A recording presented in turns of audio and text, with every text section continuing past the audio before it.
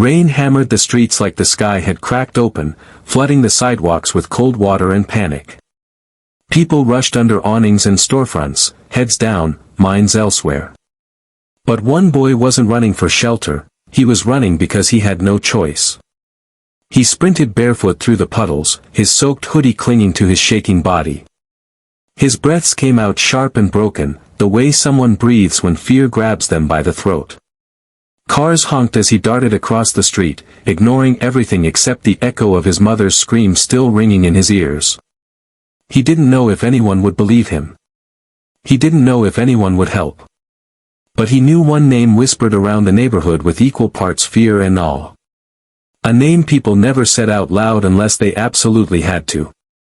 And tonight, he had to. The boy stumbled into the alley behind a towering old warehouse, the place people said belonged to a man who ruled half the city's shadows. The dim light above the metal door flickered like it was afraid to stay on. His fists pounded against the steel, each knock hurting more than the last. "Please," he cried. "Someone help me. They're hurting my mom. Please." For a moment, nothing happened. The storm swallowed his voice, and he wondered if he would be left alone again, just like every other time he cried out for help. Then the door clicked. It opened slowly, revealing a tall man in a black vest, a gun holstered at his side. He looked down at the trembling boy with a frown. "Kid, you know where you are?" the man asked. The boy gulped. I need to see Mr. Romano. Please. It's about my mom." The guard stiffened at the name, as if it wasn't meant to be spoken by children. After a moment, he stepped aside. "Come in." The boy ran inside, dripping water on the polished concrete floor. Men sat around a large table counting stacks of money, loading crates, sharpening knives.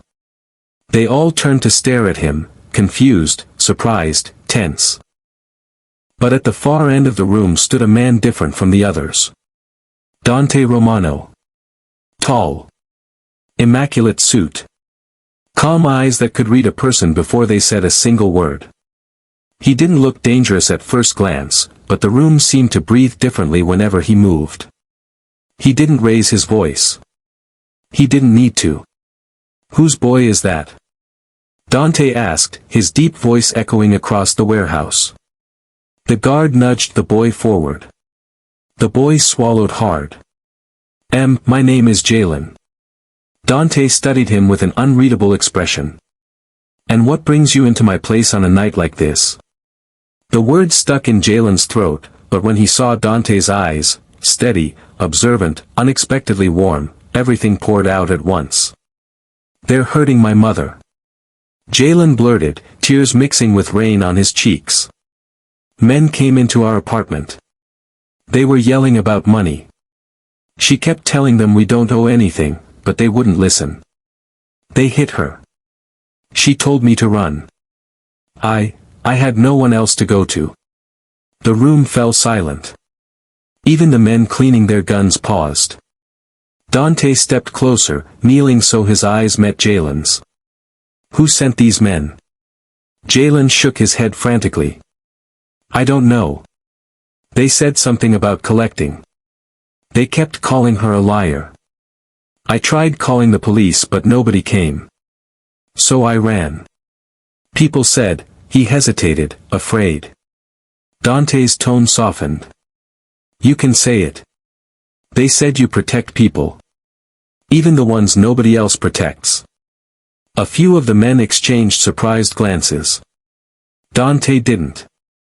He simply continued looking at Jalen, as if weighing something deep inside himself. "How far is your home from here?" Dante asked. 6 blocks, Jalen whispered. Dante stood and snapped his fingers. "Marco. Luis. Cars. Now." The entire warehouse shifted like a machine springing into action. Men moved fast. Lights switched on. Engines started. Jalen blinked, stunned. "You're coming." "Really?" Dante shrugged on a long coat, straightening the collar. No one touches a woman in front of her child and walks away from it. Not in my city. Jalen's breath hitched, hope flickering inside him for the first time all night. Dante gestured. You're riding with me. Jalen climbed into the back seat of a black SUV, shaking from cold and fear. Dante slid in beside him, his presence steady like a wall built from stone. As they drove, Dante watched Jalen carefully. Your mother. What's her name? Elise. And she raised you alone? Jalen nodded. She works at the hospital. Night shifts. She's always tired, but she never complains. Dante studied him longer, something softening in his expression. You care about her a lot. She's all I have, Jalen whispered. The SUV turned down a familiar street, and Jalen's breath caught. Their apartment building loomed in the darkness, one window broken, the curtains ripped. Shadows moved behind the cracked blinds. There. Jalen pointed with a shaking hand. They're still inside. Dante leaned forward. Marco, stop the car. Lights off. The SUV rolled silently to a halt. Dante placed a hand on Jalen's shoulder. You stay beside me. No matter what. Jalen nodded. Then a sharp yell broke out from inside the building, a man's voice, angry, violent. Elise screamed. Dante's jaw tightened. Move, he commanded. And the night trembled when his men kicked the door in. The apartment door slammed open under the force of Dante's men, splintering wood across the hallway. Jalen flinched, but Dante's hand stayed firm on his shoulder, guiding him behind as they stepped inside. The air smelled of fear, sharp, metallic, heavy. Broken picture frames littered the floor. A chair was overturned. The living room looked like a storm had torn through it. Voices shouted from the kitchen. Jalen heard his mother cry out again.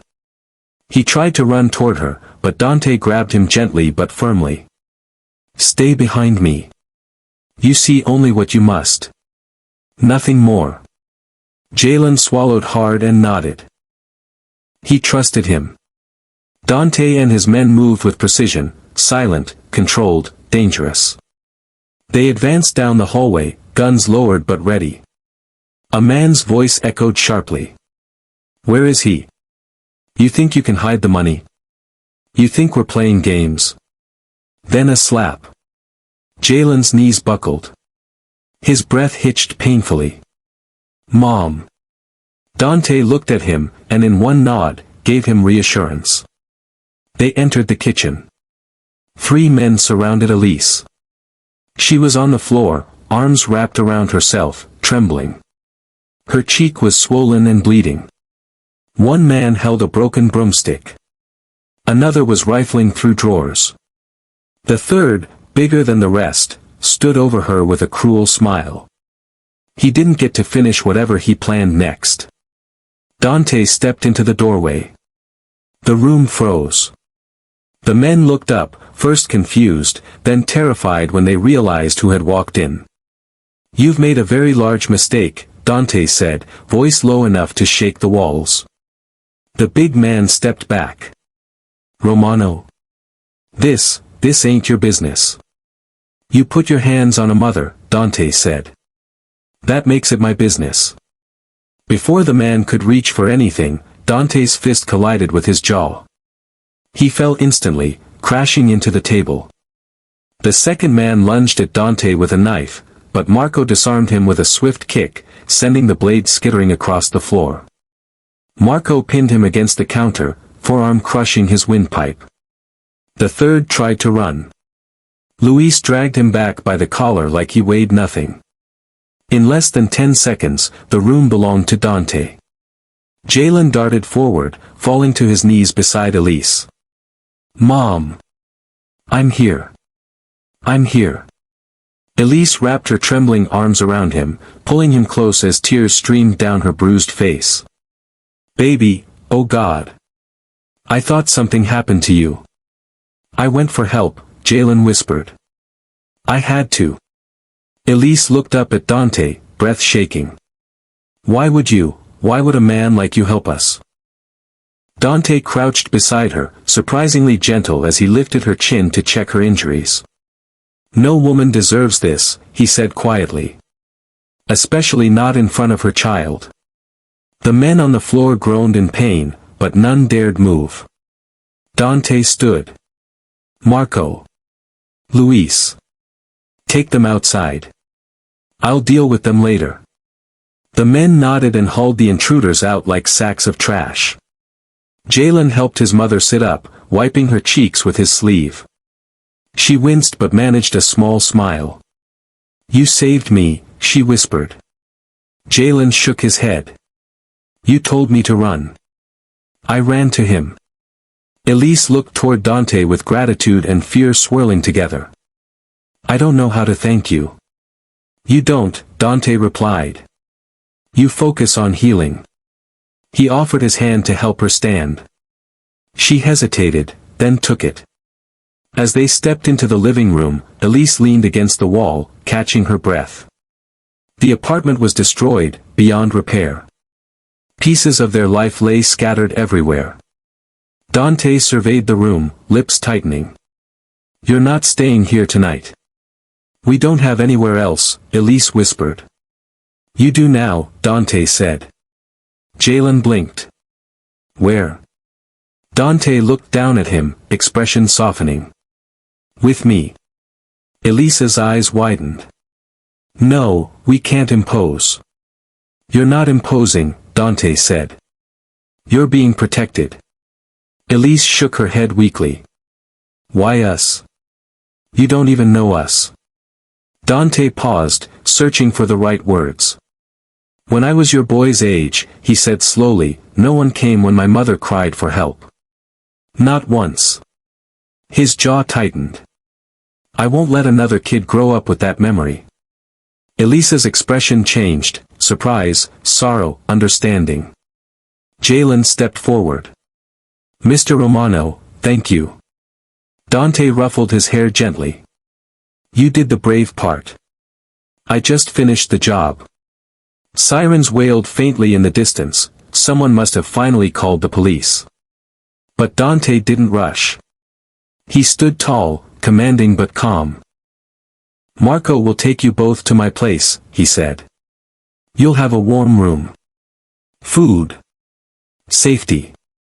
No one will touch you again. Jalen looked at his mother. She looked at him. The fear that had consumed her all night slowly melted into relief.